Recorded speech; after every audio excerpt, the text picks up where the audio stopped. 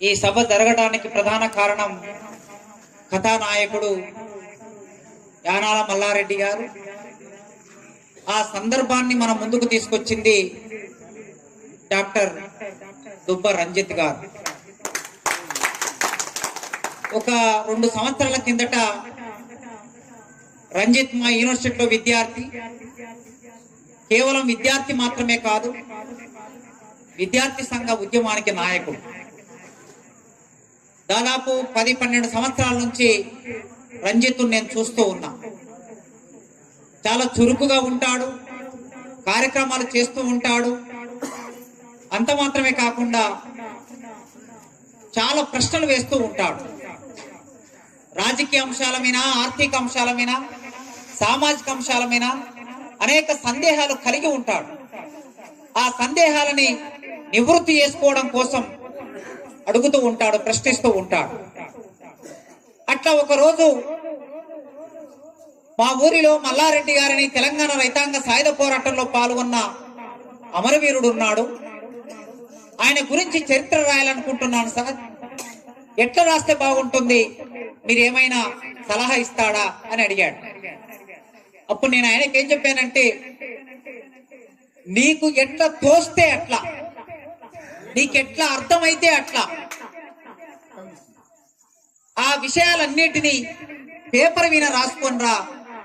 నువ్వు పేపర్ మీద రాసుకొని వచ్చిన తర్వాత అప్పుడు వాటిని క్రమ పద్ధతిలో ఎట్లా పెడదామో ఆలోచిద్దామని చెప్పాను నేను. ఇది 2 సంవత్సరాల కిందట మా మధ్యన జరిగిన సంభాషణ. ఆ తర్వాత మొన్న 20వ తారీఖు నాడు, పోయిన నెల 20వ తారీఖు నాడు ఒకసారి కలవాలి సార్, డిపార్ట్మెంట్ లో ఉన్నారా అని అడిగాడు. ఫోన్ చేశాడు. ఉన్నాను రమ్మంటే సాయంత్రం 5 గంటలకు వచ్చాడు. వచ్చి డైరెక్ట్ గా నా చేతుల్లో పుస్తకాన్ని పెట్టి, జీరాక్స్ కాపీ ఉన్న పుస్తకాన్ని చేతిలో పెట్టి, మీ ముందు మాట కావాలి సార్, 4వ తారీఖు నాడు ఆవిష్కరణ ఉంది, మీ ముందు మాట కావాలని అడిగాడు. నేను ఆశ్చర్యపోయాను. ఇక్కడదే పుస్తకం అని అంటే, 2 ఏళ్ల కిందట మిమ్మల్ని అడిగాను, గుర్తుందా సార్, మా ఊరి యానాల మల్లారెడ్డి గారి జీవిత చరిత్ర నేను రాయాలనుకుంటున్నానని అడిగాను కదా. ఆ పుస్తకమే ఈ పుస్తకం ఈ రూపంలో వచ్చింది. మీరు దీన్ని చదవండి, సూచనలు సలహాలు చేయండి. అదే విధంగా దీనికి ముందు మాట ఎంత త్వరగా సాధ్యమైతే అంత త్వరగా రాసి ఇవ్వండి అని అడిగాడు. సాధారణంగా నా దగ్గరికి పుస్తకానికి ముందు మాటకు వస్తే 6 నెలల కాలం అయితే తప్ప నేను ముందు మాట రాయలేదు. పనుల ఒత్తిడి కావచ్చు, రకరకాల సమస్యలు కావచ్చు, లేకపోతే పుస్తకాన్ని చదివిన తర్వాత దానికి సమగ్రమైన ముందు మాట రాయాలనే ఒక దృక్పథం కావచ్చు. కానీ రంజిత్ వెంటబడ్డాడు.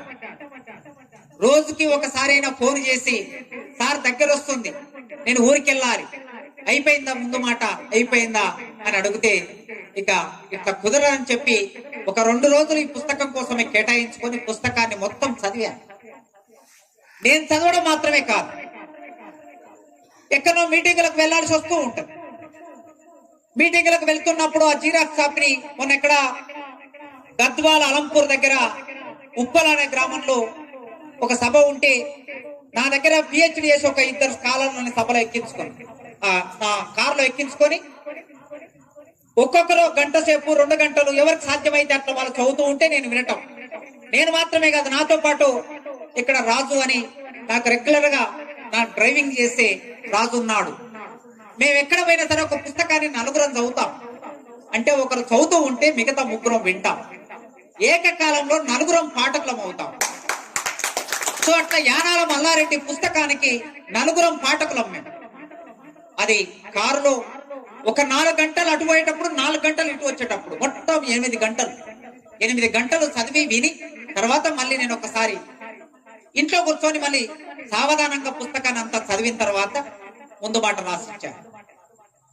అయితే నేను పుస్తకాన్ని చదువుతూ ఉన్నప్పుడు పోయేటప్పుడు హైదరాబాద్ నుంచి అలంపూర్ అంటే 4 గంటల జర్నీ గనక ఒక 30 పేజీలు చదివిన తర్వాత నాకు అనిపించింది, నాకు తెలిసిన రంజిత్ కాదే ఈ పుస్తకం రాసింది, ఇంత బాగా రంజిత్ రాశాడు. ఏమిటి అసలు Ranjith economics student, Ranjith economics చదువుకున్నాడు. ఎకనామిక్స్ లో ధరలు ఎట్లా పెరుగుతాయి, ధరలు ఎట్లా తగ్గుతాయి, సప్లై ఎట్లా ఉంటుంది, ద్రవ్యోల్బణం ఏమిటి, భారత ఆర్థిక వ్యవస్థ ఏమిటి, విషయం కాదు. పురిటి నొప్పులు అనుభవించినంత ఒక తల్లి పురిటి నొప్పులు అనుభవించినంత బాధ అనుభవిస్తే తప్ప ఒక అక్షరం బయటికి రాదు, ఒక పదం బయటికి రాదు. అది ఒక పాటగా, ఒక కవితగా, ఒక వ్యాసంగా, ఒక జీవిత చరిత్రగా బయటికి రావాలంటే మొదలు ఆ మనిషి తనను తాను మండించుకోవాలి, తనను తాను వేదనకి గురి కావాలి. అట్లయితేనే అది ముందుకు వస్తుంది. నేను అప్పుడు నా దగ్గర ఉన్న విద్యార్థులను, మా పిహెచ్డి విద్యార్థులను అడిగాను, మహేందర్ రాజు అని, ఏమై పిల్లవాడు ఎప్పుడైనా కరపత్రాలు కూడా రాస్తూ ఉంటాడని అడిగాను. నేను కరపత్రాలు చాలా సంఘాలకు, ఆయన సంఘానికి మాత్రమే కాదు వేరే సంఘాలకు కూడా కరపత్రాలు రాస్తుంటాడు సార్ అన్న. ఓహో, అంటే రచన అనే ఆసక్తి ఉన్నది. ఒక ఆర్థిక శాస్త్రం చదివే విద్యార్థి ఒక చరిత్రను రాయటం అనేది అంత సులభమైన విషయం కాదు. చాలా చరిత్రలు, జీవిత చరిత్రలు చదివాను, దేశ చరిత్రలు చదివాను, ప్రపంచ చరిత్రలు చదివాను.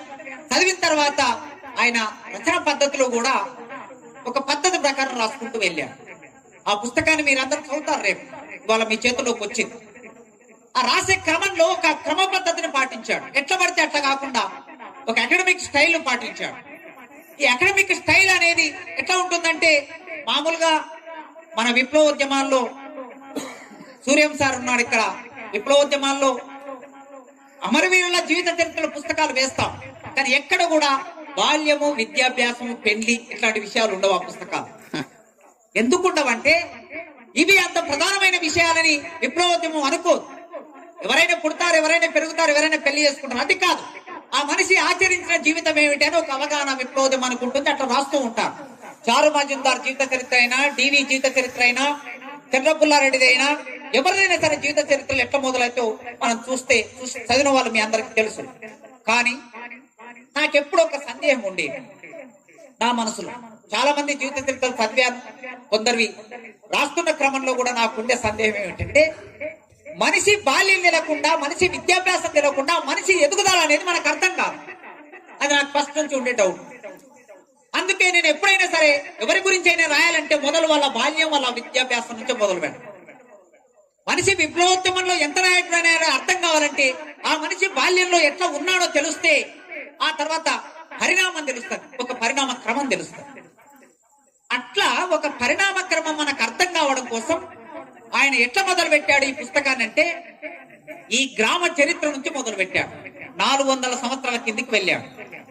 నేను ఆశ్చర్యపోయిన, 400 సంవత్సరాల కిందట ఈ పరిశోధన ఎట్లా చేయడం సాధ్యమైంది ఈయనకి. ఇంతకు ముందు సూర్యన్ సార్ కూడా అన్నారు, కాకతీయులు పరిపాలించిన కాలంలో ఇక్కడ ఈ గ్రామ నిర్మాణం అయి ఉన్నది. అక్కడ మాధవరావు అనేటటువంటి ఆయన ఉండేవాడు. అది మాదారం, చెరువు మాదారం, ఊట్కూరు, దీనికి ఒక కట్టుకథ అల్లి ఒక ఆయన ఊళ్ళో నుంచి బయలుదేరి ఆయనకు ఒక రోగం వచ్చింది. ఆ వ్యాధి వచ్చినప్పుడు ఆ ఊళ్ళో ఉన్నటువంటి వాళ్ళే కాదు, కుటుంబ సభ్యులు కూడా ఆయనను ముట్టుకుంటే మేము కూడా చనిపోతామని ఆలోచిస్తున్నప్పుడు ఆయన కుటుంబం కోసం త్యాగం చేశాడు. ఏం త్యాగం చేశాడంటే, నా కుటుంబం బాగుండాలి, నా వలన ఈ వ్యాధి నా కుటుంబ సభ్యులకు సోకకుండా. అంటే ఇప్పుడు మనకి మొన్న ఏ విధంగా అయితే కరోనా వచ్చిందో ఆ కరోనా వచ్చిన లాంటి వ్యాధి, కలరా, అట్లాంటి ఒక వ్యాధి వచ్చినప్పుడు, కుష్టు వ్యాధి వచ్చినప్పుడు ఆ మనిషి ఊరిని వదిలిపెట్టి అట్లా బయలుదేరుతూ ఒక ఊరు నుంచి బయలుదేరుతూ ఎక్కడికి వెళ్ళాలన్నప్పుడు బాగా అలసటకు గురయ్యాడు. అలసటకు గురైనాక అక్కడ ఒక నీటి కొలను కనిపించింది, ఒక రాయి కనిపించింది, ఒక చెట్టు కనిపించింది. కాసేపు నిద్రపోవాలనుకున్నాడు. ఆ చెట్టు కింద నిద్రపోయాడు. ఆ చెట్టు కింద నిద్రపోయిన తర్వాత సాయంత్రం లేచాడు, అందులో స్నానం చేశాడు, వచ్చి మళ్ళీ పడుకున్నాడు. ఇంత తను వెంట కొన్ని తీసుకెళ్లాడు, గుర్రంతో పాటు కొన్ని ఆహార పదార్థాలు తీసుకెళ్లాడు. ఆ తీసుకెళ్లినప్పుడు అవి తిన్నాడు. మళ్ళీ పొద్దున లేచి మళ్ళీ స్నానం చేశాడు. రాత్రి నిన్నటికి ఇవాళకి తన శరీరం మీద ఉన్న పుండు కాస్త ఆ సల్పటం, వాటి బాధ సల్పటం అనేది తగ్గింది. ఆయనకు అప్పుడు ఏమనుకున్నాడంటే, ఈ నీళ్లలో ఏదో మహిమ ఉంది అనుకున్నాడు. అనుకొని ఇక నేను ఎక్కడికి వెళ్ళాల్సిన అవసరం లేదు, నేను ఇక్కడనే ఉంటాను చెప్పేసి అక్కడనే ఉండి చెరువులో స్నానం చేశాడు. అక్కడనే ఉన్నాడు. కొన్నాళ్ల తర్వాత ఆ వ్యాధి తగ్గిపోయింది. తిరిగి మళ్ళీ క్షేమంగా ఇంటికి వచ్చాడు. ఇట్లా మొదలు పెట్టాడు చరిత్ర మీద. అసలు చరిత్ర ఇట్లా ఎవరు రాయరు. ఇదొక పద్ధతి, అంటే చరిత్రలో ఇదొక పద్ధతి అనేది మరి ఆయన ఎంత అధ్యయనం చేశాడో నాకు తెలియదు. కానీ చరిత్రను కథనాత్మకంగా చెప్పడం అనేది యూరోపియన్ లిటరేచర్ అంటే వేరే దేశాల్లో ఉంటది. మన దగ్గర చాలా తక్కువ. అనుభవాలతో చరిత్రను చెప్పడం చాలా తక్కువ, కథలతో చరిత్రను చెప్పడం చాలా తక్కువ. ఇట్లా ఈ గ్రామ చరిత్రని ఒక 400 సంవత్సరాల కిందికి వెళ్ళి చెప్పి ఆయన తనకి ఆ రోగం బాగైనందుకు, అక్కడ దేవుడు ఉన్నందుకు ఆ దేవుడికి గుడి కట్టాలని, అక్కడ చెరువు కట్టాలని, ఆ తర్వాతి క్రమంలో తనకు బిడ్డ, ఆ బిడ్డకు పెళ్లి చేసి ఆ తర్వాత వాళ్ళకు ఒక గ్రామాన్ని పెట్టి ఇట్లా గ్రామ నిర్మాణం అయిందని చెప్పేసి గ్రామ చరిత్రను అంతా రాసుకుంటూ వచ్చి అక్కడ యానాల మల్లారెడ్డి చరిత్రను లొకేట్ చేశాడు. అది చరిత్ర రచన. ఒక గ్రామం గురించి చరిత్ర రచన చేయటం అనేది ఇవాళ తెలంగాణ గ్రామాల్లో చాలా గ్రామాలకి చరిత్ర రచన లేదు. మనకి అంత పట్టింపు ఉండదు తెలంగాణ ప్రాంతంలో. వ్యక్తుల చరిత్ర మీద, జీవిత చరిత్ర, భూస్వామ్య సమాజం ఉన్నది కనుక ఈ భూస్వామ్య సమాజంలో పోరాటం అనేది జరిగింది. ఆ పోరాటంలో ప్రజలే చరిత్ర నిర్మాతలని మనం అనుకుంటాం కనుక అట్లా వ్యక్తుల చరిత్రకి, గ్రామాల చరిత్రకి అంత ప్రాధాన్యత ఇవ్వటం అనేది మన దగ్గర లేదు. అదే మీరు ఆంధ్ర ప్రాంతం పోతే ఒక 80 ఏళ్ల కిందట, 100 ఏళ్ల కిందట చాలా మంది జీవిత చరిత్రలు వచ్చాయి. రంగుడు ప్రకాశం జీవిత చరిత్ర వచ్చింది, కందుకూరి జీవిత చరిత్ర వచ్చింది, వేద వెంకటనారాయణ శాస్త్రి జీవిత చరిత్ర వచ్చింది, గుర్జాడ అప్పారావు జీవిత చరిత్ర వచ్చింది.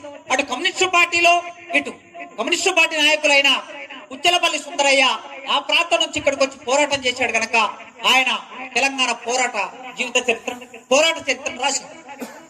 కానీ మన దగ్గర లేదు. ఇక్కడ తెలంగాణలో పుట్టి పెరిగినటువంటి వాళ్ళు తెలంగాణ చరిత్రను రాసుకోవటం లేదా వాళ్ళ గురించి రాసుకోవటం అనేది చాలా రేరుగా జరుగుతుంది. అట్లాంటి ఒక ప్రత్యేకమైన రేరుగా జరిగే ఒక ప్రాసెస్ ను రంజిత్ మొదలు పెట్టాడు. నిజానికి రంజిత్ జీవిత చరిత్రలు రాయటమైనా, చరిత్ర రాయటమైనా, అర్థశాస్త్రంలో పరిశోధన చేయటమైనా 100 years కంప్లీట్ అయిన ఉస్మాన్ యూనివర్సిటీలో ఆయన రేపు మీ ఊరి నుంచి ఎదిగినటువంటి రంజిత్ రేపు ఉస్మాన్ యూనివర్సిటీలో సుప్రీంకోర్టు చీఫ్ జస్టిస్ చేతుల మీదుగా డాక్టరేట్ పట్టు అందుకోబోతున్నాడు రేపు ఆయన. అట్లాంటి ఆయనకు అటు 7 తరాలు ఇటు 7 తరాలు చదువుకున్న వాళ్ళు ఎవరు లేరు పెద్దగా. బహుశా వాళ్ళ తాత పరశురాములు గారు కొన్ని అక్షరాలు నేర్చుకొని ఉంటాడు. ఆ అక్షరాలు నేర్చుకోవటం మూలంగా ఆయన కూడా నేర్చుకున్న అక్షరాలు ఆనాటి తెలంగాణ రైతాంగ సాయుధ పోరాటం, యానాల మల్లారెడ్డి లాంటి వారి ప్రభావం వలన ఆ కాస్త నేర్చుకొని ఉంటాడు. అట్లాంటి అక్షరానికి దూరమైన, అంటరాని మాదిగ కులంలో పుట్టి అక్షరానికి దూరమై, గుడికి దూరమై, బడికి దూరమై, సంపదకి దూరమైన కులంలో పుట్టి ఇవాళ ఎదిగొచ్చి తిరిగి మళ్ళీ తన సామాజిక బాధ్యతగా ఈ గ్రామ చరిత్ర రాయాలని, తనని, తనతోటి వారిని, ఈ గ్రామాన్ని, ఈ జిల్లాని, ఈ ప్రాంతాన్ని ప్రభావితం చేసిన యానాల మల్లారెడ్డి జీవిత చరిత్ర రాయాలని పూనుకోవటం వలన ఇవాళ ఈ పుస్తకం మన చేతుల్లోకి వచ్చింది. మనం అందరం రంజిత్ ను అభినందించవలసిన సందర్భం. అయితే రాసేటప్పుడు ఒక శైలి ఉంటుంది, ఒక్కొక్క రచయితకు ఒక శైలి ఉంటుంది. రాసేటప్పుడు పాటలు రాసే వాళ్ళైనా, కవితలు రాసే వాళ్ళైనా, వ్యాసాలు రాసే వాళ్ళైనా ఒక శైలి ఉంటుంది. కొందరు రాస్తూ ఉంటే వాళ్ళు ఏం రాశారో మనకేం అర్థం కాదు. కొందరు మాట్లాడుతూ ఉంటే వాళ్ళు ఏం మాట్లాడారో తర్వాత మనకేం అర్థం కాదు. కానీ రంజిత్ సులభమైన శైలిలో రాశాడు. పదాలకి మధ్యన, వాక్యాలకు మధ్యన నేరుగా మనం చదివితే ఎవరైనా సరే, చదువు వచ్చిన ఎవరైనా పుస్తకాన్ని చదివితే అర్థమయ్యేటట్టు రాశాడు.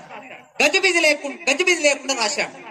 శ్రీశ్రీ గారు అంటూ ఉండేవారు, ఆ రోజుల్లో ఆయన ఎవరికి అర్థం కాకుండా రాయటం చాలా సులభం, ఎవరికి అర్థం కాకుండా. కానీ అందరికీ అర్థమయ్యేటట్టు రాయాలంటే చాలా కష్టపడాలి. రంజిత్ అందరికీ అర్థమయ్యేటట్టు రాశాడు, అందుకే ఆయన చాలా కష్టపడ్డాడు దాని వెనుక. అట్లాంటి సులభమైన శైలి ఎక్కడి నుంచి వచ్చిందంటే తన జీవితం నుంచి వచ్చింది, తన కుటుంబం నుంచి వచ్చింది.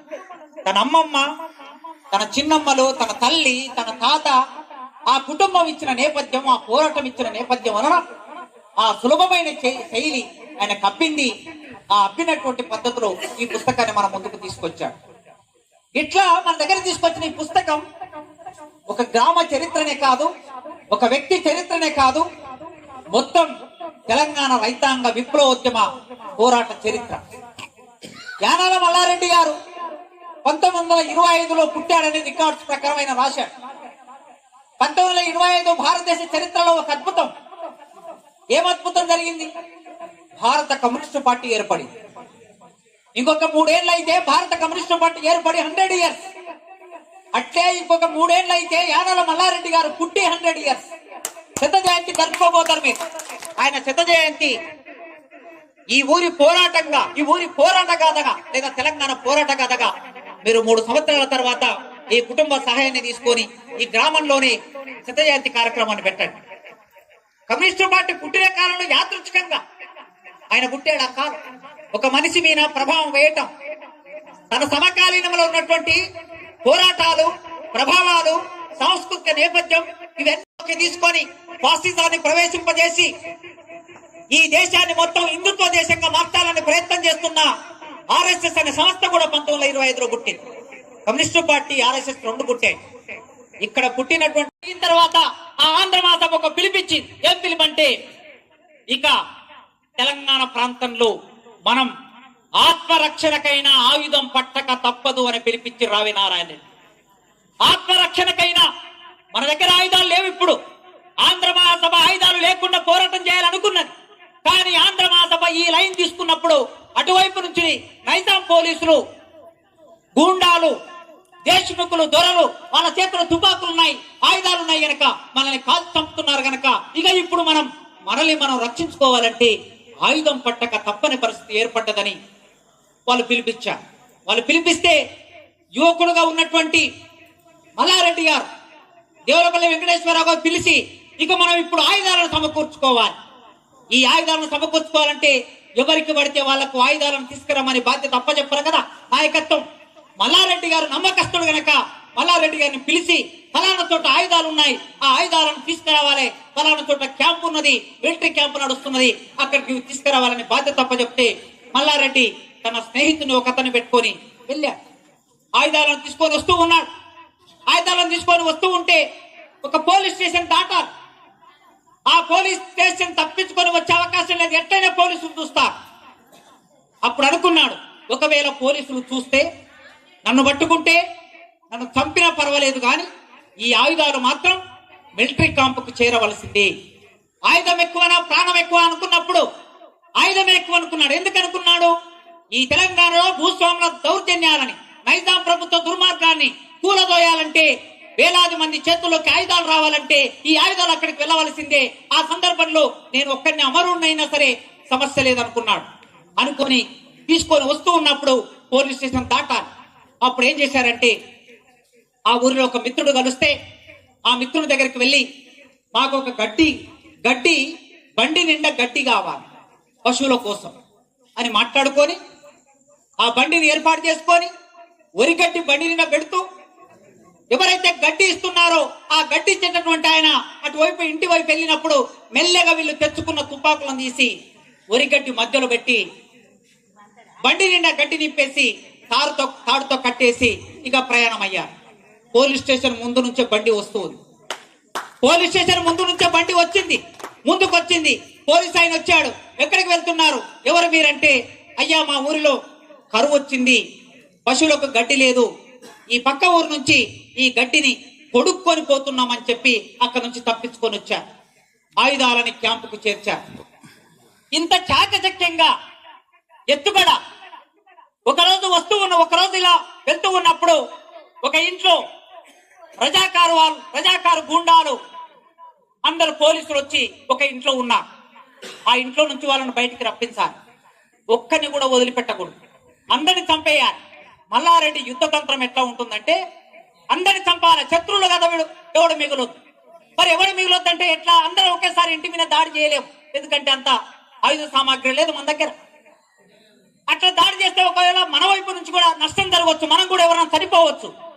మన వైపు నష్టం జరగకుండా, ఎవరు చనిపోకుండా అవతలోని శత్రువును సంహరించాలి అనుకొని ఏం చేశారంటే, గడ్డిని ముద్దలు కట్టి ఆ ముద్దల్లో ఏది కారం మిరపకాయలు పెట్టి, గడ్డి ముద్దలు మిరపకాయలు పెట్టి ఆ ముద్దకి అంటించి ఆ ముద్దలను మొత్తం ఇంటి మీద వేయటం మొదలు పెట్టారు, ఇంట్లో వేయటం మొదలు పెట్టారు. గడ్డి అంటుకుంటుంది, మిరపకాయలు అంటుకుంటాయి, ఘాటు వస్తుంది. ఆ పొగ ఘాటుకు వాళ్ళందరూ ఉక్కిరి బిక్కిరి అయిపోతారు. అప్పుడు పరిగెత్తుకుంటూ ఇంట్లో నుంచి బయటకు వస్తారు. ఒక్కొక్కడు బయటకు వచ్చినప్పుడు మనం ఇటు నుంచి ఫైరింగ్ చేయాలా, అందరిని చంపేయాలా. ఇది ఈయన కార్యక్రమం ప్రకారం. అందరిని చంపలేకపోయారు, కొందరి మీద మాత్రమే దాడి చేయగలిగారు. అయితే చివరికి మిగిలింది ఏమిటంటే, ఆ రజాకార సైన్యం ఆయుధాలను మొత్తం ఆ ఇంట్లో వదిలేసి పారిపోయారు. ఇంట్లో వదిలేసి పారిపోతే మిగిలిన ఆ ఆయుధాలను మొత్తం కట్టగట్టు. ప్రజాస్వామికంగా ఉందా లేదా అనే దానికి గీటురాయి ఏమిటంటే భిన్నాభిప్రాయాలు కలిగి ఉండటం. అయితే ఈ భిన్నాభిప్రాయాలను ఎట్లా వ్యక్తం చేయాలంటే బహిరంగంగా వ్యక్తం చేయడం కాదు, బహిరంగంగా దాడి చేయటం కాదు, అంతర్గత పోరాటం చేయటం. ఈ అంతర్గత పోరాటం అనేది ఒక లెనిన్ చూపిన దారి, ఒక మావో చూపిన దారి. ఆ అంతర్గత పోరాటం మనం అనుకున్న లైన్కి అంగీకారం వచ్చే వరకు, మెజార్టీ వచ్చే వరకు అంతర్గతంగా పోరాటం చేయటం అని ఆ మార్క్సిజాన్ని, ఆ లెనినిజాన్ని, క్లాసికల్ గా మావోయిజాన్ని చదువుకున్నవాడు గనక, నేర్చుకున్నవాడు గనక తన మెదడులో అది ఇంకిన్. ఎందుకంటే చిన్నప్పటి నుంచి మల్లారెడ్డి గారు చదువని, బాగా చదివేవాడు, బాగా ఆసక్తి ఉన్నవాడు, తెలివి కల్లవాడు కనుక ఏది చదువుకున్నది తత్వశాస్త్రమైనా, అది విప్లవమైనా, లేదా అది అర్థశాస్త్రమైనా, రాజకీయ అర్థశాస్త్రమైనా, దేనినైనా సరే చాలా సులభంగా అర్థం చేసుకోగలిగిన కెపాసిటీ ఆ ప్రతిభ ఆయనకు ఉన్నది గనక అట్లా అర్థం చేసుకొని సమాజాన్ని మార్చడానికి కావలసిన సిద్ధాంతాన్ని రూపొందించే క్రమంలో, నిర్మాణం చేసే క్రమంలో అనారోగ్యానికి గురయ్యాడు. నిజంగా అంతటి మనిషి, అంత కమిట్మెంట్ ఉన్న మనిషి అన్ని సంవత్సరాల కాలం పాటు మంచం మీద పడి ఉండటం అనేది ఇవాళ అన్నను చూస్తే మనకు అర్థమవుతుంది. ఓ కళాకారుడైనా, ఒక రాజకీయ నాయకుడైనా, లేదా ఒక సిద్ధాంతవేత్త అయినా ఆలోచించే మెదడు, రాసే చెయ్యి, మాట్లాడే మాట, నడిచే కాలు ఇవి పని చేయకపోతే అది ఎంత బాధగా ఉంటుందో ఆయన భరించి ఉంటాడు తన జీవితంలో. అయినా కూడా ఎలాంటి సమస్య వచ్చినా నమ్ముకున్న విలువలకి, రాజకీయాలకి దూరం కాకుండా దాని వెంట నిలబడి ఉండటమే చిట్ట చివరికి ఆ మనిషి సార్థకత. ఇవాళ మనం ఇంతమంది వచ్చి ఇక్కడ మాట్లాడుతున్నాం, వర్గ పోరాటం గురించి మాట్లాడుతున్నాం, విప్లవం గురించి మాట్లాడుతున్నాం. ఈ వర్గ పోరాటం, విప్లవం ఇంకా సక్సెస్ కాలే. భారతదేశంలో రోజు రోజుకి ప్రమాదం పెరిగిపోతున్నది, ప్రతిఘాతక ప్రమాదం పెరిగిపోతున్నది. ఈ దేశాన్ని మనం ప్రజాస్వామికంగా, విప్లవంగా మలచాలనుకున్నాం, కానీ ఇవాళ ఒక మతోన్మాదం ఈ దేశం మీద ప్రభావం చూపిస్తూ ఉన్నది. మతోన్మాద రాజకీయాలు ఫాసిస్తాన్ని ముందుకు తీసుకొస్తున్నాయి. ఒకే దేశం, ఒకే ఓటు, ఒకే చట్టం అనే భావాన్ని ముందుకు తీసుకొచ్చి భిన్నత్వాన్ని నిరాకరించే పద్ధతి మన ముందుకు రాబోతున్నది. అతి పెద్ద ప్రమాదాన్ని మనం ఎదుర్కోబోతున్నాం. ఆ ప్రమాదానికి వ్యతిరేకంగా నిలబడటం వలన ప్రజాస్వామ్యాన్ని, రాజ్యాంగాన్ని, ప్రజాస్వామిక విలువల్ని రక్షించడం వలన మాత్రమే మల్లారెడ్డి గారికి నిజమైన నివాళి మనం అర్పించగలం. ఈ క్రమంలో డాక్టర్ రంజిత్, ఈ గ్రామంలో పుట్టి పెరిగిన డాక్టర్ రంజిత్ తన బాధ్యతగా, తన కమిట్మెంట్ ను ప్రదర్శించుకోవడం కోసం ఈ పుస్తకం ద్వారా మల్లారెడ్డి జీవితాన్ని మనం ముందుకు తీసుకొచ్చి ఆయన చేయవలసిన సామాజిక బాధ్యతని నెరవేర్చాడు. ఇప్పుడు మనం చేయవలసింది ఆ పుస్తకాన్ని చదివి ఆశయాలని జీవితంలో భాగం చేసుకొని ఈ సమాజ విముక్తిలో భాగమై ప్రజల వైపు నిలబడు. వరం మీన నడిచినప్పుడు, వంగినాట్లు వేసినప్పుడు, కొడవలెత్తి కోసినప్పుడు, మోపులెత్తి మోసినప్పుడు, కుప్ప కొట్టినప్పుడు, తూర్పార పట్టినప్పుడు, భూమి కడుపులో కళ్ళు పెట్టి నల్లని మట్టి నుంచి మల్లె పువ్వు లాంటి మెతుకుల్ని తీసే ఆ మనిషిని విముక్తి చేయవలసిన ఆ పోరాటం ఇంకా పూర్తి కాలేదు, పరిపూర్తి కాలేదు. అది పరిపూర్తి అయినప్పుడే మల్లారెడ్డి గారికి నిజమైన నివాళి అర్పిస్తామని ఈ సందర్భంలో నన్ను ఇక్కడికి పిలిపించి మీతో నా అభిప్రాయాలు పంచుకునే అవకాశం కల్పించిన కుటుంబ సభ్యులకి, రంజిత్కి, ఇక్కడున్న విప్లవ పార్టీ కార్యకర్తలకి, నాయకులకి అందరికీ పేరు పేరున విప్లవ అభివందనాలు తెలియజేస్తూ ముగిస్తున్నాను.